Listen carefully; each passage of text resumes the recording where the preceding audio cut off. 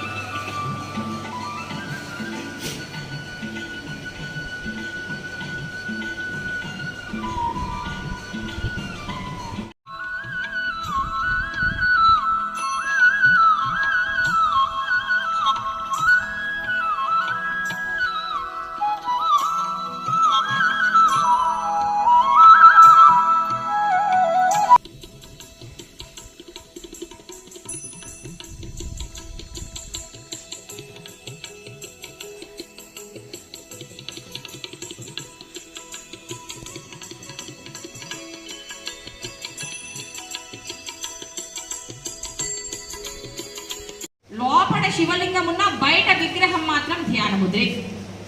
కొన్ని స్కూల్స్ ముందు మీరు గమనించారో లేదో, గాంధీ గారి ఫోటో వేళ్ళల్లో వేళ్ళు పెట్టి కళ్ళు మూసుకొని ఎక్కడ చూసినా గాంధీ గారి ఫోటో ధ్యానం చేస్తూనే మీకు కనిపిస్తుంది.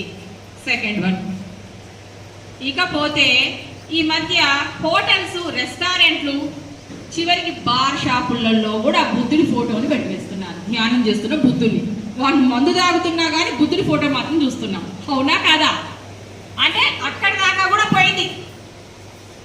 బుద్ధుడి అలంకారంగా పెట్టుకున్నా కూడా ఎక్కడ చూసినా ఫొటోస్ ఇప్పుడు బుద్ధుడివే ఎక్కువ ఉంటాయి. చివరికి పూల కుండీలు కూడా బుద్ధుడితో వచ్చేస్తున్నాయి. అవునా? బుద్ధుడిని అంత బాగా మనకి తెలియకుండానే జనాలు చూపించేస్తున్నారు. కానీ మనం గతంలో చెయ్యలేదు. మనం ఎంతసేపు పూజ చేయడం, ఆడవాళ్ళైతే అసలు ఆడవాళ్ళు కాదు, పద్ధతి ప్రకారం అయితే మగవాళ్ళే చేయాలట పూజలు. గతంలో ఉన్న మన పద్ధతులు అవి వేరు.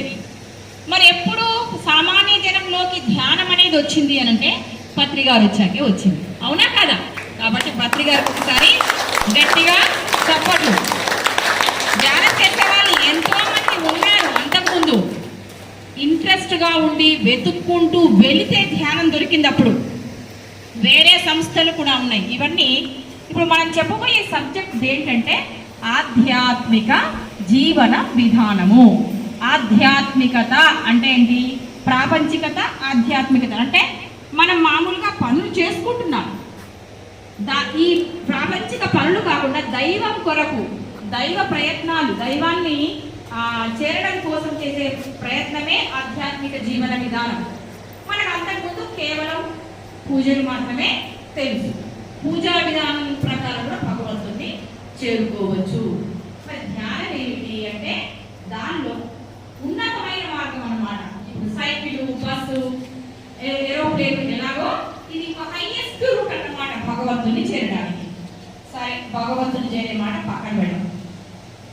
మనకు కావాల్సింది ఏంటి? మనకు కావాల్సింది అందుతుందా? ధ్యానం ద్వారా లాభాలు ఏంటంటే మొట్టమొదటి లాభం ఆరోగ్యం. మందు పిల్లలు లేకుండా సంపూర్ణ ఆరోగ్యాన్ని ధ్యానం చేయడం ద్వారా పొందవచ్చు. ఇది సత్యము. ఇందులో డౌట్ ఏం లేదు. మళ్ళీ ఒక డౌట్ రావాలి. చాలా కాలంగా ధ్యానం చేస్తూ మందు వేసుకునే వాళ్ళని చాలా మందిని చూస్తాం మనం. ఉన్నారు. అది వేరే విషయం.